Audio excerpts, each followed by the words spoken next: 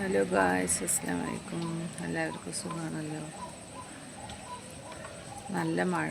അപ്പോൾ ഞാൻ അങ്ങനെ ആലോചിക്കുകയായിരുന്നു, ഒരു ഉമ്മയും മോനും സ്നേഹിക്കുന്നു പരസ്പരം. അവർ നല്ല സ്നേഹത്തിലാണ്. അവൻ്റെ രണ്ടാളുടെ തമ്മിൽ നല്ലൊരു ബന്ധമുണ്ട് അല്ലേ. അവർ 10-25 കൊല്ലം ഉമ്മ വളർത്തി, അവർ പ്രസവിച്ചു, അവനെ കഷ്ടപ്പെട്ട് വളർത്തി.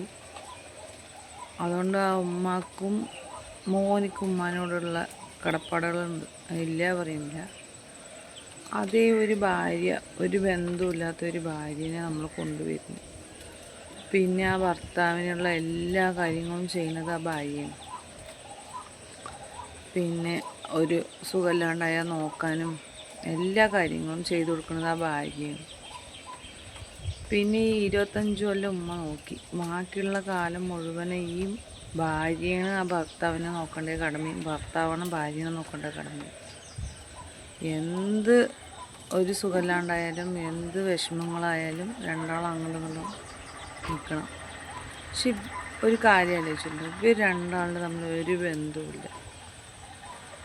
ഈ ഭാര്യനെ എവിടുന്നോ തിരഞ്ഞെടുക്കുകയാണ്, ഒരു ബന്ധമില്ലാണ്ട് എവിടുന്നോ കാണിച്ചു തരും, പോയി നോക്കും, ഇഷ്ടപ്പെട്ടു പറയും, പിന്നെ കല്യാണം കഴിച്ച് പിന്നെ 50 കൊല്ലം 60 കൊല്ലം അവൻ്റെ കൂടെ ജീവിക്കുന്നത്.